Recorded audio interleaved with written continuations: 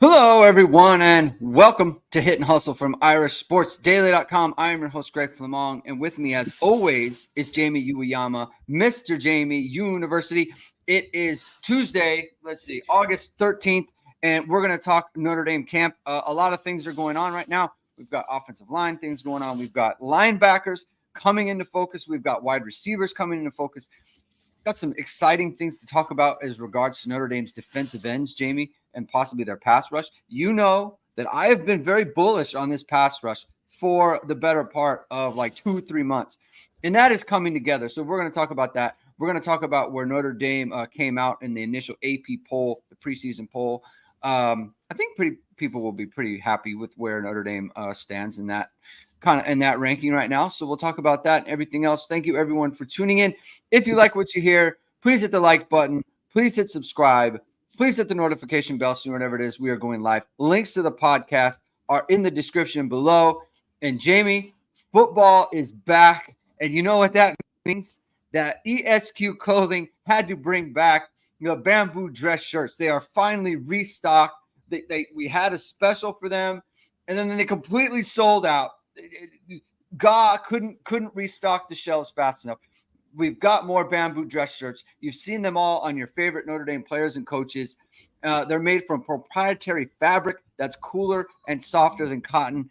Longtime listeners of this show know how fantastic these bamboo dress shirts are.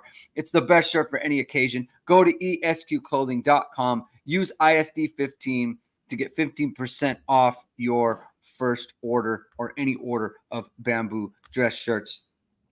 The comments are going crazy. Jeff Brody's here. Chief Brody's here. Thank you, everyone. Thank you for being here. Blayberg's here. Jason Smith is here. I feel like it's been a bit for Jason Smith, Jamie. Welcome back, Jason. We love to have you on the show. What Goss says, I really need to hire Greg. You know what? Everyone needs to hire Greg. That is the theme of the day. Before we get going, Jamie, we're going to give a major congratulations to Mrs. University, Mrs. Uwayama. Listeners of the show know she is the physio for the Canadian women's beach volleyball team. Silver medal in the Olympics. A fantastic run by them. We're going to start a campaign. We got to get Mrs. University a medal somehow. They give away Jamie, when you win like a World Series or a Super Bowl, whatever it might be, equipment managers get rings. Grounds crew get rings. I want Mrs. Uwayama. I want Mrs. University getting a medal. Congratulations, Jamie. What are the vibes like in the Uwayama house right now? I mean, great. She just got back yesterday. Excited for her to be back. She obviously is super excited for the two ladies who won the silver, Brandy and Mel, and both of them just fantastic performance by them. So close. First time ever that the gold medal game went to 3 sets too. So it was really, really tight game. They didn't get it, but like, man, they had like an incredible run during the whole Olympics. And I think the whole thing is you go through there and you put so much time in. The main thing is it's so hard. If you're fourth in the world, it's, something that deserves to be celebrated. But if you don't get a medal, it's like something that feels like a disappointment. But, they got a medal, and I mean, whatever, I would love if my wife was able to get, a medal or something too. But I don't know. That's not how they do it. But I mean, she's more than happy to just be there and just support those women and obviously help them along their journey and whatever. It's great. Great experience. Although, the village wasn't the greatest experience. I would say it's just the food wasn't great. No AC in there. Come on, Paris people who are running the French Olympic Committee. Come on, pony up for some AC. I feel like the Olympic Village is a disgrace. Like in every Olympics, I feel like it's never good. It's crazy how it's never good. But yeah, I mean, I just think, you know what? The pride is forever, Jamie. The pride is forever. The experience is forever. Good job by her. Good job by those ladies. It was very cool to follow along with some sort of, kind of rooting interest, right? Like I think you always have a rooting interest in all the American teams, the United States athletes. But when you kind of know someone, I don't know Mrs. University, but I know you, and I know you were excited, and so therefore I was excited for you and your family, and that's great stuff. Jamie, a quick question from Drew Hannon. Is there a reason that Creed Thomas is listed as a wide receiver on ISD? It's probably a typo. No, it's usually something to do with the network that we're a part of, which is like TexAgs, is also part of it, and then there's like a Baylor site that's like really popular, and I think there's like a Cal site and a couple other sites, whatever. Yeah. Someone could just go into the admin and change it, and like it's just like, like a Rivals or whatever, and just changed it, and then all of a sudden it just screws it up. I have no idea why anyone would have done that. Maybe Baylor offered him as a receiver in 2 years ago or something and did it. So who knows? But it's whatever. He's a corner, so don't or a DB, so don't worry.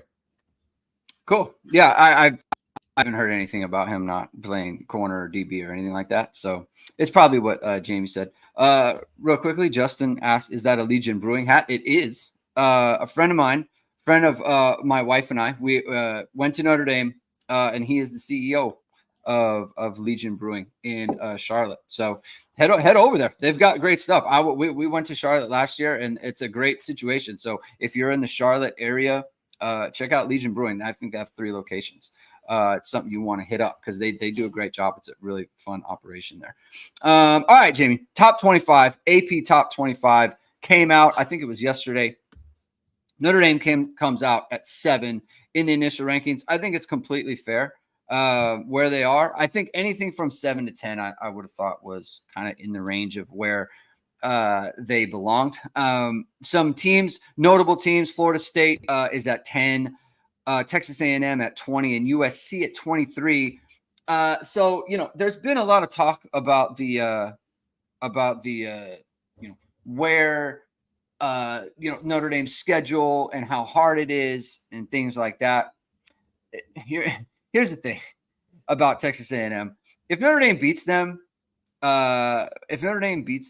they are going to they're going to drop out of the top 25.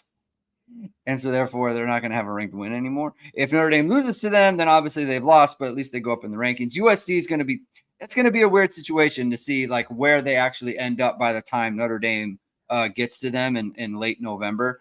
But that's it as far as teams on Notre Dame's schedule that are preseason ranked. Wait a minute. Let me just make sure. Yeah, they don't have Louisville on here. Louisville was the first in the others receiving votes, so they technically would have been 26th. Technically 26th. Okay, so we're gonna monitor that situation there. But Jamie, what stood out to you other than Notre Dame being ranked 7 and where they stand in the national picture so far? Did anything else stand out to you on the AP top 25?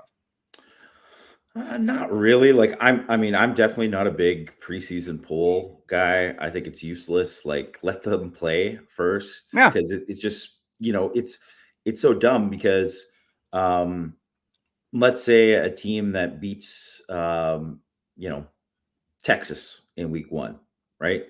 And they're outside of the top 25, and then they're going to go up, but maybe they get into the top 25, but Texas is still going to be like 19 or whatever. Like it always just seems dumb. Like I always think they should do it kind of like how they do it with the playoff, where they release it kind of I don't know, about halfway, 2/3 of the way through the season. I always think that's better.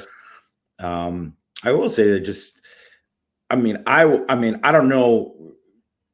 I think you could go from probably from anywhere from like 20 to 40.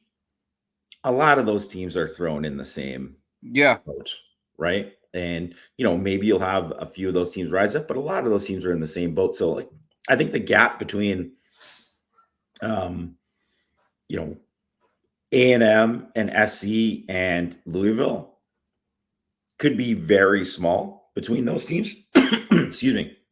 But A&M, I think definitely has the most talent, like the most talented roster out of that group, but also, have a ton of questions. And SC, let's face it, they got a super hard schedule and they got a lot of questions too on both sides of the ball. So it's one of those things where Louisville's going to play easier schedule. So they're going to probably bump up by the time that they get to Notre Dame.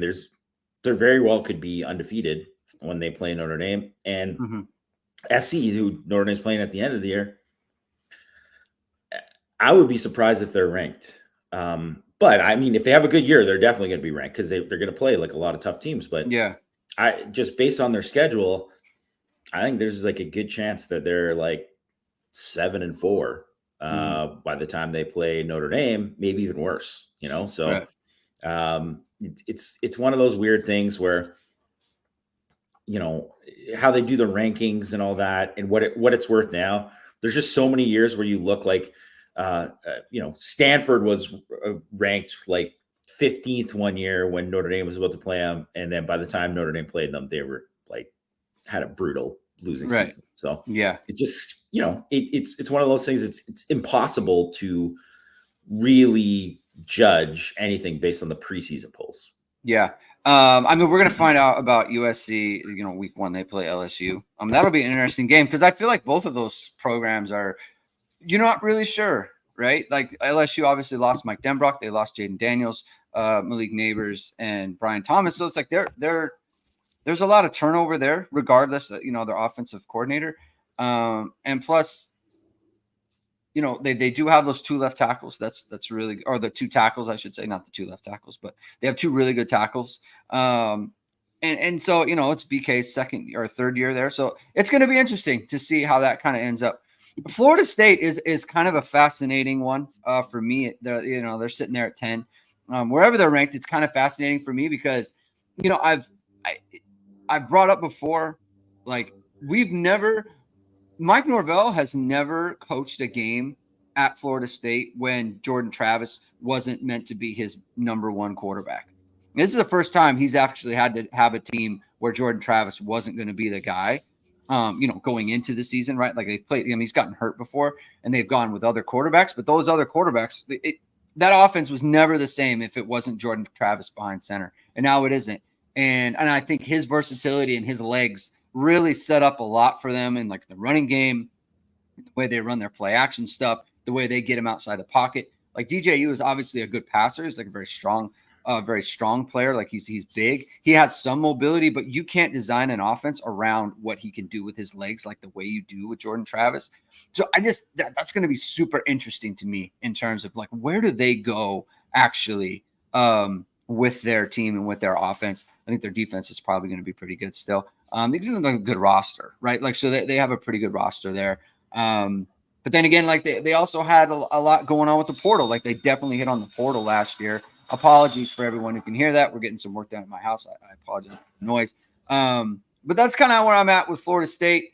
And then, we talked about A&M. We talked about USC. A lot of people, have pointed out in the chat so far. I'll just the Sausage King of Chicago, Abe Froman, says, reports from Texas A&M practices down here in Texas. The D looks great. The O is way behind. Not surprising, right? Like I think they have a very good defensive roster there, especially on the line. And they've got some things to work out on offense, new offensive coordinator and things like that, Jamie. Have you kind of heard that? Is it surprising to you? Has anything kind of stood out from what you've heard about Texas A&M so far? No, I'm not surprised by that at all. I mean, I think that's also pretty typical for camp. The D is always going to be ahead of the offense, and the offense is going to kind of catch up unless, you have you're like, USC's defense the last couple of years is probably getting cooked in practice too. But like most times the defense is going to be ahead, especially when you're making changes at both, coordinator spots. And I think they're in a very similar situation to Notre Dame, where they probably have more experience coming back, guys who have played on the offensive line, but they have as many questions as Notre Dame does on the offensive line. And they've been really bad on the offensive line the last couple of years. So just as a unit, and obviously it's a new system. There's a new O-line coach. So Duke's O-line coach came over. Colin Klein, people were talking about it in the chat too. Colin Klein came over as the offensive coordinator. They do a lot of different things there in Klein's offense in terms of like pulling and getting guards involved in the run game and doing a lot of stuff that it's really kind of a lot of window dressing, and it's a lot of stuff that I think when you're running it really well, man, it can really hurt you, and it's hard to deal with. But if you're not executing at a high level and you're going against a defense that is really good, it's going to look bad in at some points, right? So not surprised at all that the defense is kind of dominating there. And I think their defensive line, even though it's not I don't think it was listed in too many of like the, top 10 defensive lines in the country or anything like that in these preseason magazines. Mm-hmm. I mean, it's absolutely top 10 talent wise. It's right up there. It's right up there. They might have a couple first round picks on there. So, and definitely have guys that if maybe haven't played up to their ranking yet, but I mean, they very well could be just like, game record types. Right. So, and really too, in the secondary, they have a ton of talent. Like they brought in a bunch of guys that have played, have a ton of experience at other programs. Now, does that mean they're going to, because they're all playing together for the first time and they're all going to be on the same page? We'll see, because it's a lot harder if you're bringing in three guys. If three guys are new starters and they're from another program, I mean, that's the kind of thing where you can make mistakes. But obviously, right now, it doesn't sound like it's been a problem for them. But also, too, they don't give a ton of access.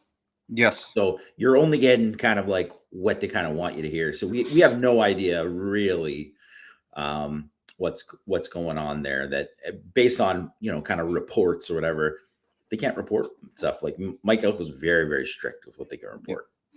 Yeah. What's that like? It's very similar to what Notre Dame's got going on now as well. So there's I'd say it's even worse. It's way worse. Interesting. I mean, look, I think we can look.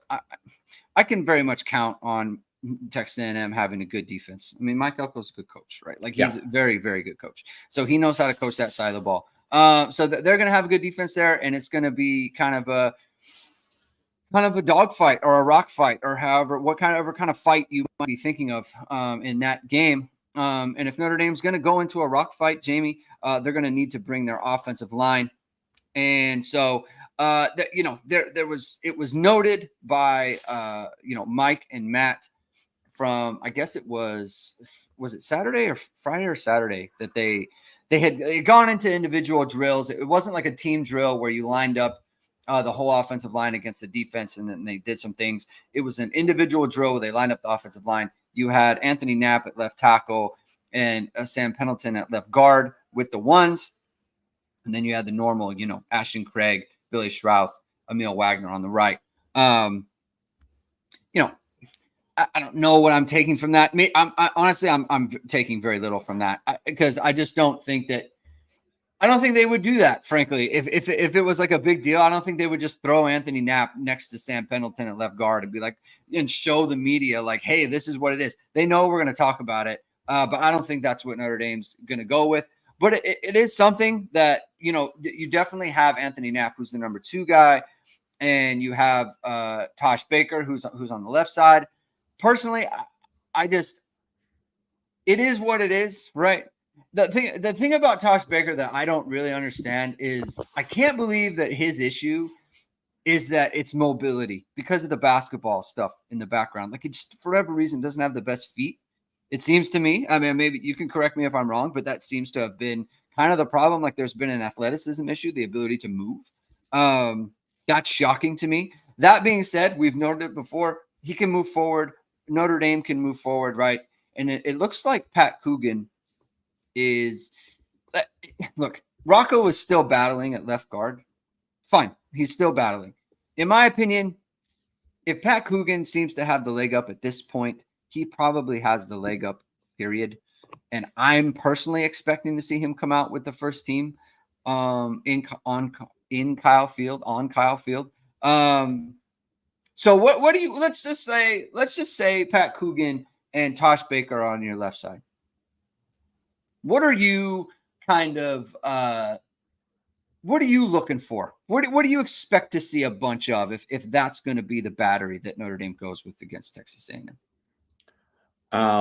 Like from Notre Dame's perspective, like what? Yeah, like what? Like, oh, they're going to do a lot of X thing, and don't do a lot of this Y thing.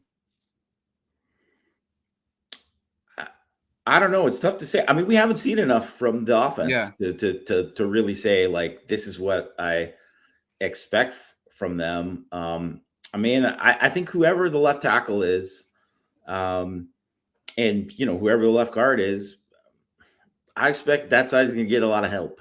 That's going to be whether they're sliding protection that way, whether they're having people, they're having a back, chip there a lot. I mean, which is crazy because now all of a sudden, Emil Wagner, it's like, hey, you better handle this other guy all by yourself a lot of the times, right? But I do think that that's something that you're going to have to, watch out for is they're going to attack, A&M is going to attack that side, and they're going to attack whether it's with, stunts or pressures and different things. And they're going to try to take advantage of those guys. They know that's where it's, the undecided part of the Notre Dame's offensive line is. And that's why. And I mean, to me though, I wouldn't put it like, it wouldn't be crazy to me that,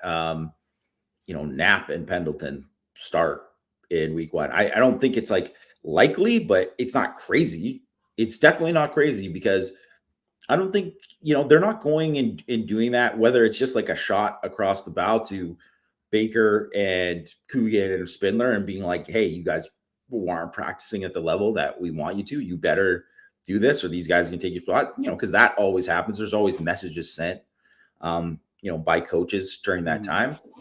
But it kind of goes back to what we talked about, last week, Greg. Tosh Baker's never won a job. He's never won a job on his own. Right. And he still has to win the job. Like he still has to win the job and prove it. And he's the best guy. And frankly, we just haven't seen enough to say that he is the best guy. And so the main reason that people expect him to, be the guy to at least start at the beginning is because he's older, has more experience, even though it's not a ton of experience. And that's it. And then, I mean, Coogan, I think I would be way more surprised if Pendleton, beat out Coogan and Spindler. But to me, that means that Sam Pendleton is balling out, if that's the case, because for sure. Yeah. You're bringing two guys who started, they were the starters at left guard and right guard. And I know that both of them weren't, I would say, replacement level is kind of how I would put their level of play last year. Like not like outstanding, but you expect both of them to be better this year. And they definitely would be the guys, mentally who would be, ahead of where you would expect someone like Pendleton. So if Pendleton is doing enough to do that, I almost think that's more of like a vote of confidence for Pendleton to say where things are there. Yeah, Sam K is bringing up the point that I was going to make. Like Pendleton, like what's the deal with Absher then? That's what I don't understand. Just like, and it's not for us to understand, right? Like the staff only needs to know, and I don't. But like when it was written that Pendleton was in the left guard, I thought Absher was left guard, and so like, but was he working on the right then? I'm just trying to like figure out where he fits, because I feel like they've been pretty high on him, right? There's been a lot of good talk about Sullivan Absher. I think you have as well, just in terms of what his size is. So I just like, it's hard for me to see where it all kind of fits in terms of like where they are at. I do agree. Like, I think Sam Pendleton starting would actually be like a positive thing. But we've got to be careful. We're speculating here, right? Like, now this, I don't know. Yeah. If he would, that would mean he beat those guys out. Right. And whereas like, I think if Anthony Knapp started, then it was like, hey, like Tosh Baker just is not it. He's just not it. He doesn't have it, right? And so it's just like, we cannot go into this game with him. It's not so much that Anthony Knapp beat him out as much as like, it's just, he's not the guy. And so I think so. I'll put it like this. It doesn't have to be Pendleton. I think anyone starting at left guard that isn't Spindler and or Coogan would be a good thing, because those players won that job. Because those guys have played, they've started games and they've played significant snaps, high leverage snaps, right? Whereas that's not the case with Baker, right? Like Pat Coogan did win a job.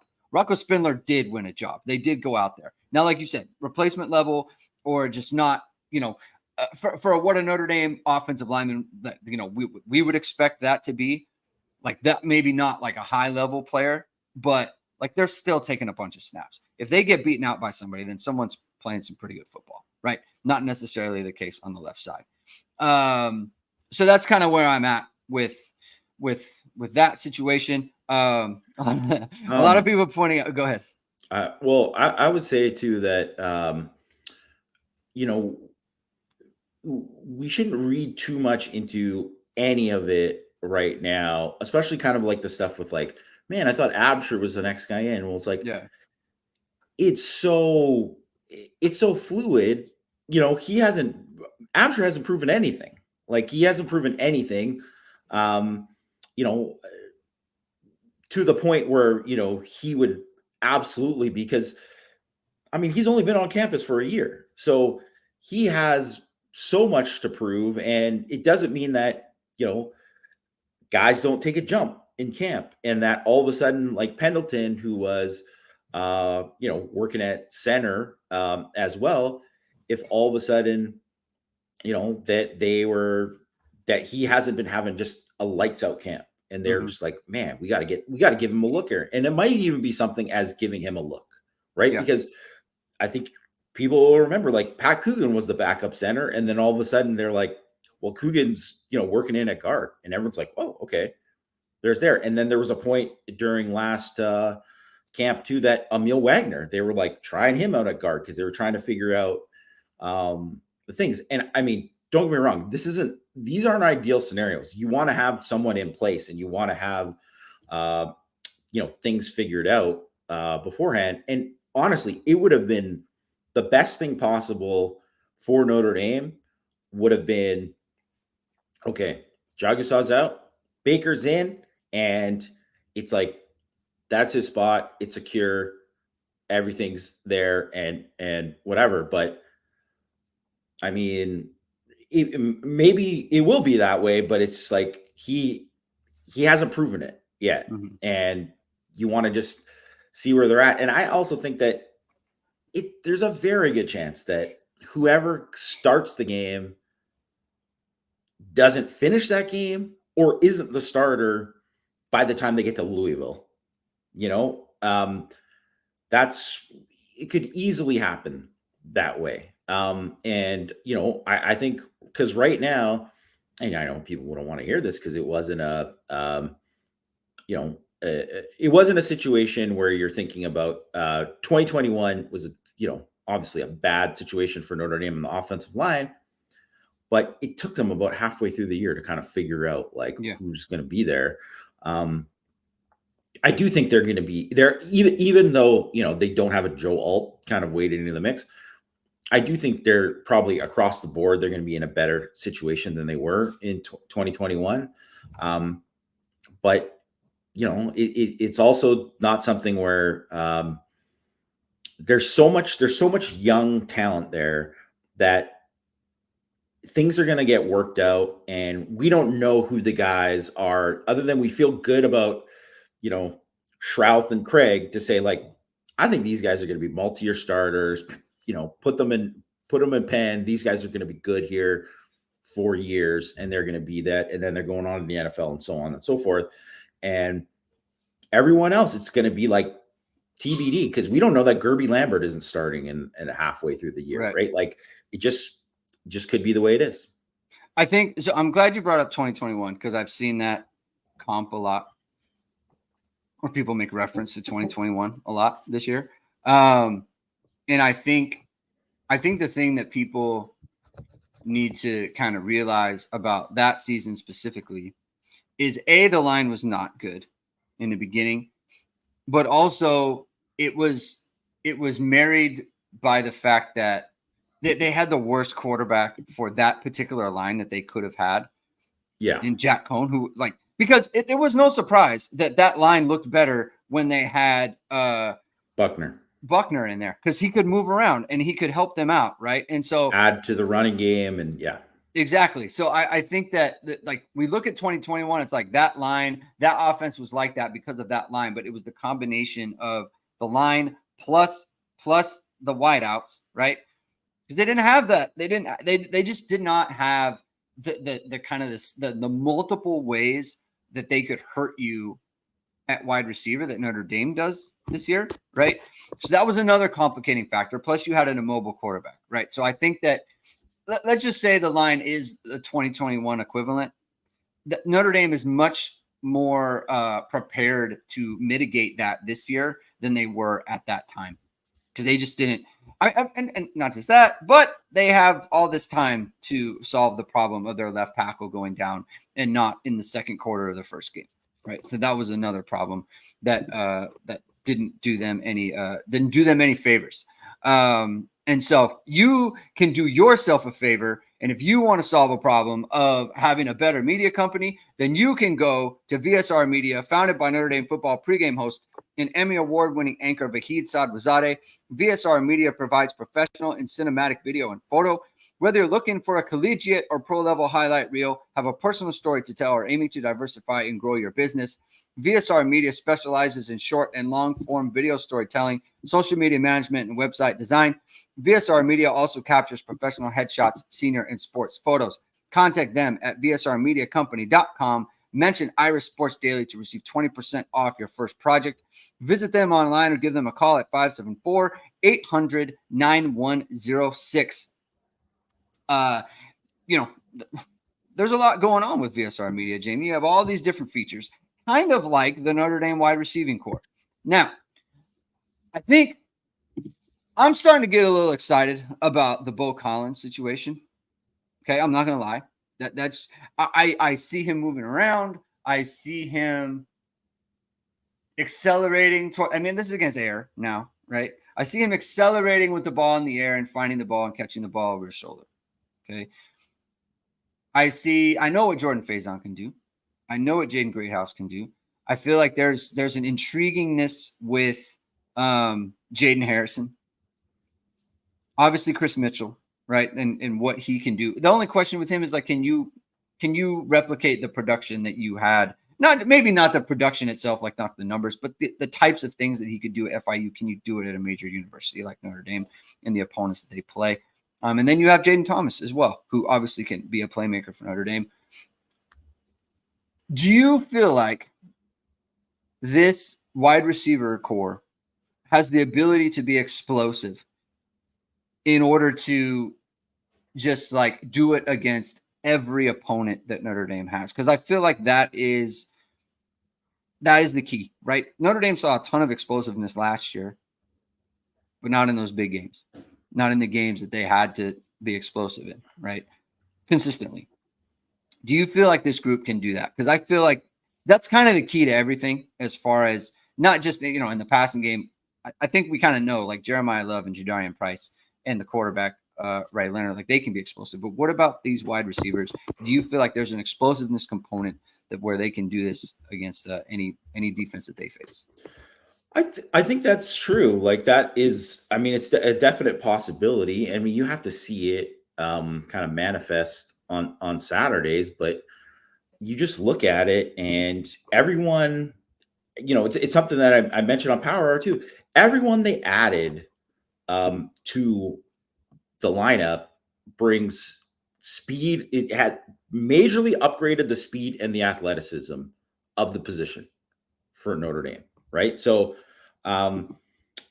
you can say like, oh, well, they lost like Rico Flores and Tobias Merriweather, and those are the guys that they're kind of missing from last year that would have been back or whatever.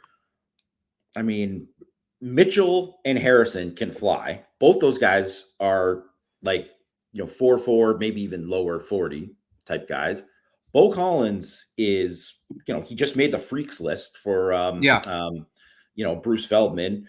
I honestly too, when you see him in person, yes, it absolutely checks out. And it also makes you think, you're like, wow, there's still way more potential for him to be a playmaker and be more explosive than he ever was at Clemson. And so those are the transfers, but then also like Saldate can fly. We know we can. Mm-hmm. We know we can. Cam Williams can really, really run. And I'm not saying that either of those guys are even going to play, but just those guys, and then KK Smith can really, really run. Yeah. And Micah Gilbert, who I would say would have been the guy that I'm like, yes, I think he's a good, a guy who's, strong after the catch. Maybe like I'm not, would like to know a little bit more of his speed. He can run. Like he's not slow. Like he can, stretch the field. And then you have like, that's not even taking account the guys that they're, obviously bringing back in like Faison and, Greathouse, who I wouldn't say Greathouse is a burner. I wouldn't even say Jaden Thomas is a burner, but those guys aren't slow. They're not slow, and they certainly can do stuff after the catch. And Faison definitely can do some big things after the catch. So, I mean, I don't think, someone mentioned about Fuller speed. I don't think there is a guy. It's not just the thing with Will Fuller that he was that fast, because they've had other guys who could run technically the same speed 40 that Will Fuller is. Will Fuller doesn't get enough credit for how good he was at adjusting to the deep ball in the air, his ball skills, the way he tracked it. Like that's what made him so special, is that he could stretch the field and run and then adjust in the air without losing speed. Yeah. And that was what made him so special. And then obviously they had, guys who could really throw it to him, like guys who the arm, whether it was Golson, whether it was Kaiser, whether it was Zaire, those guys had big arms that could really, really get the ball to him downfield. So I don't know if it's way too premature to say, okay, one of these guys is going to be Will Fuller, because frankly, I mean, I haven't seen it from many of these guys to say that they're going to be that. But if you told me that in each game, there's a guy or two who are capable of like breaking open a game with their speed, Notre Dame has that now. It's going to be something that I think I want to see it kind of going forward when they're playing, the best defenses they play, like Florida State, Louisville, A&M. Want to see it. But it wasn't even on the table last year. Even though you would say, like, in terms of explosive passing, Notre Dame was pretty decent last year. They found ways to be explosive, but like now they have more options to be explosive. And it's not to say they have Malik Neighbors or, Brian Thomas, like as you mentioned earlier, Greg, they don't have those guys, but they have plenty of guys that can stretch the field. And I mean, Mike Denbrock, if he came into the situation here last year, I mean, he would have been. I can only imagine what he would have thought. He's in a much better situation than he would have been last year. He might not even have come into the situation. Probably not. Like it's like that's Probably the not. thing. Like and it's not just like the fact that I don't know who will be. Like you said, I don't know if anyone's going to be Will Fuller or whatever. But I think they can do, like, if you have, Chris Mitchell on the field, you take him off the field, you put in Jordan Faison, you could run the same stuff. You can do the same things you want to do. If you if you take out Jaden Thomas, you put in Bo Collins, he can do the same stuff. Jaden Thomas can do the same stuff if they end up going that direction. You can put in Jaden Harrison, and he can be a vertical threat. He can be a run after catch threat. Like, you can have Jordan Faison's a run after catch threat. Like, that's the thing. You're not telegraphing anything. I feel like that's something that has been a problem for Notre Dame when they make their subs, when they bring in subs and they bring in their backups. The defense kind of knows, like, hey, there's some things they can't do with these guys, and they won't even try to do with these guys. Now that's not the case. And in fact, like, you might be even more concerned. Like, if you put Faison and Jaden Harrison on the field, it's like, ooh, man, that's not good, right? Like that. Like, now we have to be concerned about a whole lot more. Like, now they are getting a little bit, on the back foot a little bit when you bring in those guys, because they might be more of a speed threat, right? Like, Jaden Greathouse, obviously a very good receiver. I'd be more afraid of Jaden Harrison getting vertical than Jaden Greathouse, personally, just from a foot speed standpoint.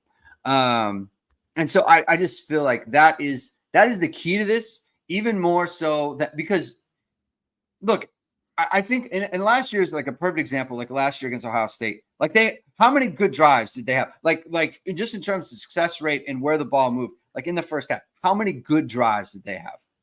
A bunch. Yeah. What points did they score? Like, you have to be able to get in the end zone. Like, it would be so much better if you had 3 terrible drives that went nowhere and 3 long touchdowns. That's better, right? Like, you want to be able to hurt things. Like, that is the key to everything. What are we going to say? I mean, look at that game, and the difference in the game was really the same thing, because both defenses played great. Yeah. In that game. And I know, whatever, obviously there's so many things in the last drive for both offense and defense. You could say, pick this, change this, and it changes the outcome of the game. Sure. Yes. But also at the same time, Ohio State got the one big explosive touchdown from Travion Henderson, and Notre Dame didn't have anything close to that. Yeah. They didn't. And the really only kind of they schemed up a few explosive plays. There was like a one crosser to Tyree Greathouse. They had it hit him on a screen for about 20, and then it was Evans.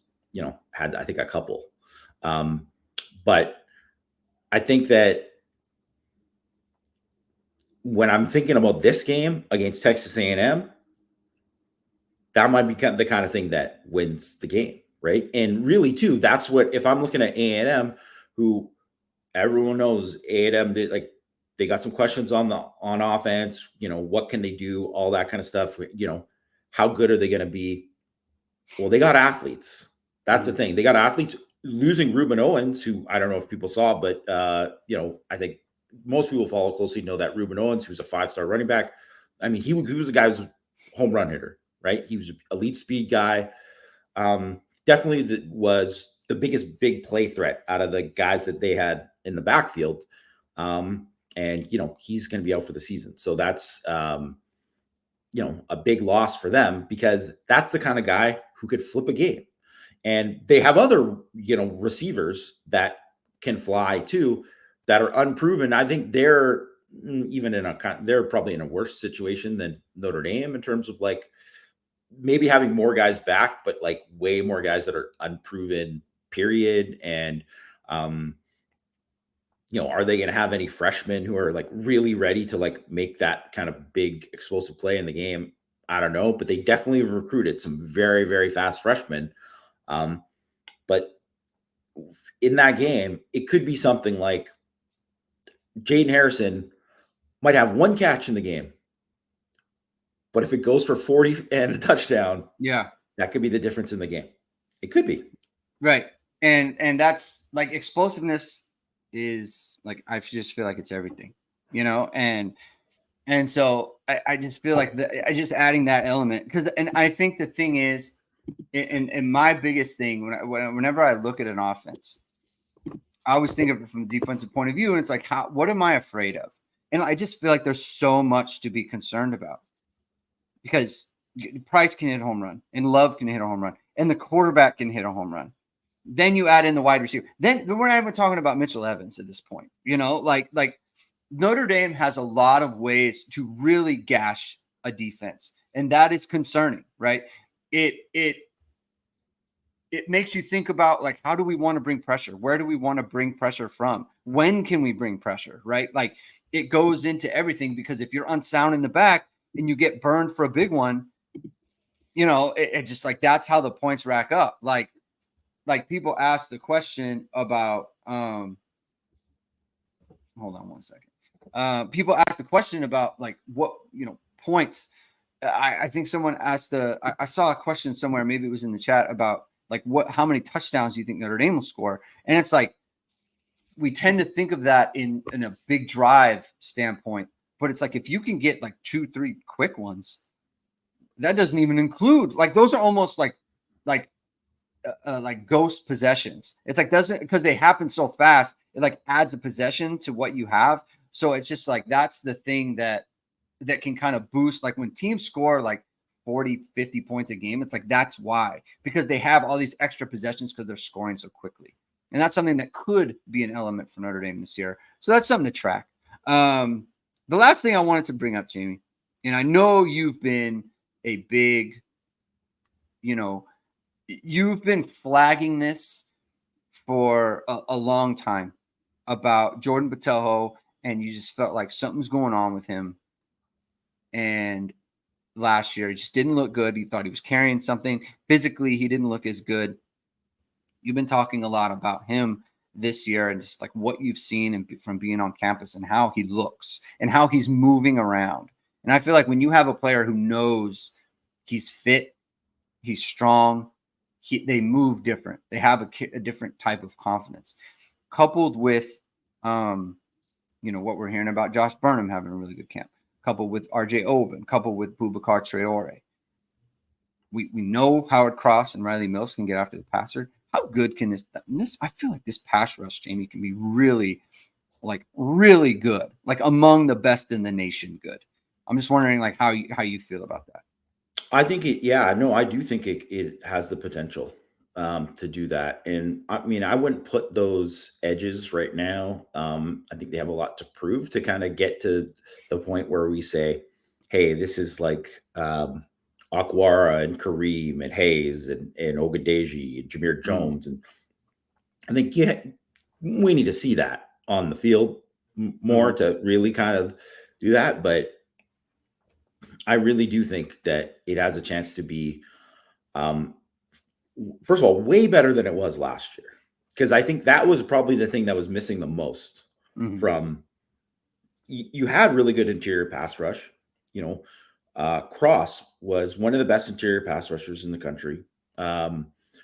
Mills was very underrated as a pass rusher last year. And I think you want to see him finish more. You want to do that. But in terms of pressure and, win rate and all that, he was very up there.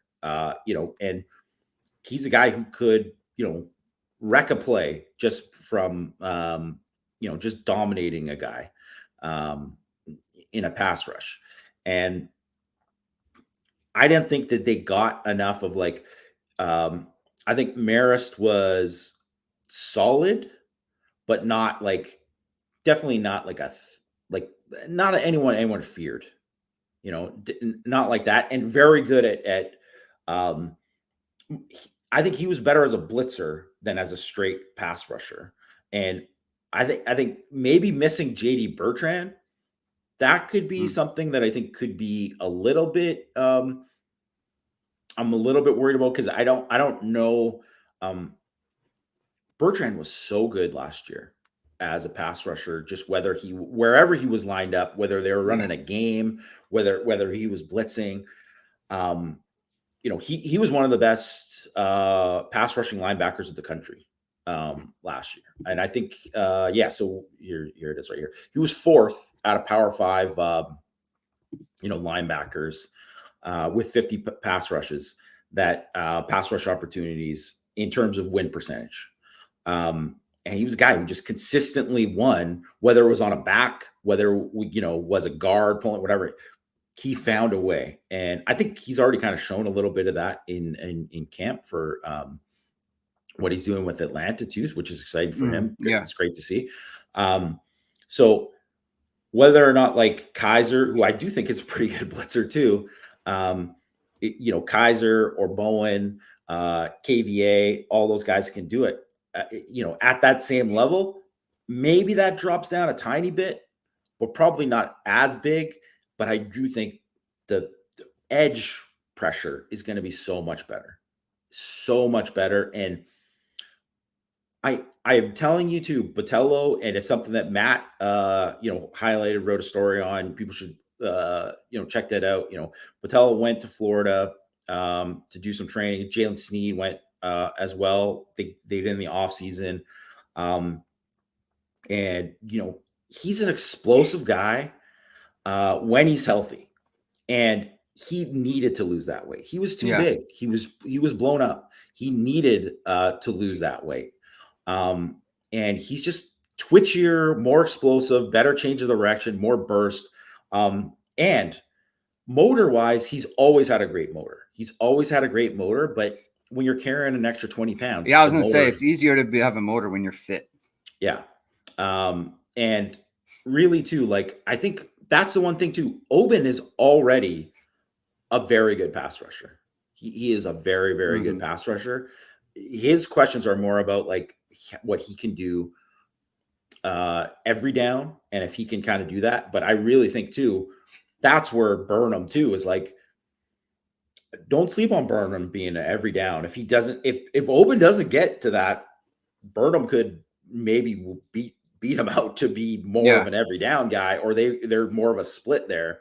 But yeah, Burnham too, I think really as a pass rusher, I think he was really like rudimentary last year. I mean, I haven't seen him we didn't get to see him do it. So I don't want to just say like, yeah, I'm firm, but certainly Al Washington, was really, really praising the kind of like offseason he had and the kind of camp he's having. So if he can really kind of tick up as a pass rusher too, I mean, everybody knows how I feel about Boubacar. I think Boubacar is going to lead the team in sacks. I think that's, I don't even think that's bold to say that. I think he's going to lead the team in sacks. CFB Hertz is asking, when guys go places to train in the offseason, is there a chance they'll be taught things that are different from Notre Dame coaches? So you just mentioned Patel go down to Florida. Do they mostly focus on repping general skills? No, there's definitely a chance you would be taught different things, right? I wouldn't say that you're going to go to some of these private coaches and get told things that contradict what Notre Dame coaches are doing. That's not really what a lot of these places do. Think of it more as like they're enhancing, right? They're enhancing and like working on like kind of finer details, especially because in practice, so much of like the finer detail stuff is like stuff that you got to do like almost after practice or in the off season, because when you get into camp and when you get into the season, there's install, there's all these other fundamental things that you have to do within a play to like be able to play the run, to be able to hand placement there, to be able to understand your gap and understand how to fight pressure and do all these other things, that it's really, really hard to kind of really like advance as a pass rusher in terms of skill set during a season. Guys will get better during the season in terms of like their confidence. Maybe they figure out, they kind of master a move or something, or a counter or something like that. That can definitely happen, but you're not going to be like man, just halfway through the season, I just pulled out this crazy chop rip that I'd never done before. And then it's, I wish it was like that, but it's kind of like, it's not that different from like, I would say the NBA where, so much of what you see from a guy in the NBA season is what they do in the off season to kind of build it up. And maybe things get better during the season, but it's not like you're going to be like all of a sudden, you know, some guys doing this crazy Euro step, you know, and then doing this fadeaway that he had never done before, or this kind of footwork, whatever. That's all stuff that goes into it.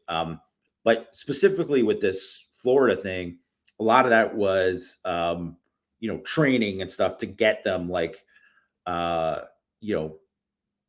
like strength and conditioning, like explosiveness, that kind of part of it too was like a big, big part of it. Yeah.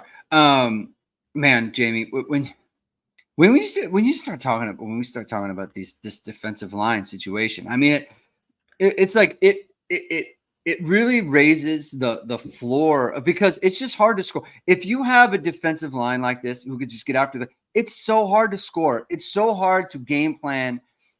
We're talking about explosiveness. It's hard to game plan explosives when you have a D line as good as this one can be, when you can't bank on having time to go deep, especially when not just that, but then you have Ben Morrison who shuts down a side of the field. And then you have an All-American college football defensive player of the year in Xavier Watts. Like there's just so many different ways. Like you have to be afraid of a lot of things on offense. You have to be concerned about these things. Not to mention the fact that Adon Schuler's looking great, right? Not to mention the fact that the linebackers, Max Bullis talking about these guys like, I don't do ones and twos. I don't do depth charts. I just have guys who are going to play. And like that's a situation that, I mean, Jalen Sneed, what we're hearing about Jalen Sneed right now is really encouraging, the fact that he's taking the next step. Like if the best athlete and the best body on your linebacking core is now the light has gone on for him and he's looking like he's going to be an every down guy. Like, what does that mean for the defense? There's just so many different scary things with this defense that is just like very encouraging. I mean, the expectations are very, very high. And this is kind of why, like, it's just when you look at the thing with the offensive line, like the two things kind of play off each other. It doesn't have to be perfect because it's just going to be hard to score on this defense. It just is. And so like, that's to me where it's like, I don't have the biggest concern about this offensive line and the ability to score. I think they're going to score enough to where the defense is just going to suffocate teams, Jamie. And I would say one of the things that, and Riley Leonard talked about this, last week, practicing against that defense, in camp, really you couldn't have better preparation to go against a Texas A&M. And I know I would say they have more freaks on the defensive line, like a couple of guys that are just like different than Notre Dame has. But you're not going to see any kind of blitz package that you have to obviously adjust to whatever you're going to see, different types of pressures and different kinds of games and all these kind of things that you're going to see. So, you have to be ready, but man, you get tested. It's like day one, Al Golden sending the house, in practice, they have to be ready. And they've had that from spring to now and all that. And that's something that just, it is going to make you better. And also when you get into a game, physically getting beat. Yes. I mean, it can happen all the time to anyone, but like knowing that, you know exactly what you're supposed to do when you're seeing this look and picking up this blitz or whatnot, like having all that, like that makes the backs better. It makes the line better. It makes the quarterback better, all of that. They're so much more prepared for week one than you would be if Notre Dame just had an average defense that didn't really pressure that much. Yeah. Like, Yeah. And I would say even too, Clark Lee obviously was a fantastic defensive coordinator, very successful at Notre Dame, but he didn't have nearly the same kind of menu. He wasn't throwing the same kind of stuff at, Notre Dame's offense from week to week. So the preparation is just a little bit different. So I would say it's harder against these guys now that they have to go and practice every day, not even just taking it from a talent perspective, just measuring it up, but just scheme perspective of what you have to do. And that's big. I think that is really, really significant for Notre Dame's offense to have that. That's an advantage. Yeah. Yeah. As the saying goes, iron sharpens iron. All right. That's going to do it for our show today, everyone. Thank you for tuning in. If you like what you heard, please hit the like button. Please hit subscribe. Please hit the notification bell so you know whenever it is we are going live. And links to the podcast, of course, are in the description below. I think we're going to be back on at least – okay, we'll be back on, I think, Saturday because there's going to be Marcus Freeman's going to have a press conference. We'll come live after the press conference on Saturday. That's going to be 12 Eastern time, 9 Pacific time. And then we'll have some reaction to that. The assistant coaches are going to talk to. We're going to talk to them about those things as well. So we'll be back for that. I may do another show before that. Jamie's traveling on Thursday, so our normal show. So we won't be him. I might get another show going on Thursday. If talk more football. I'm ready to talk football. I just came off vacation. I want to talk football. So look out for that. Thank you, everyone. We'll talk to you soon. Keep hitting and hustling.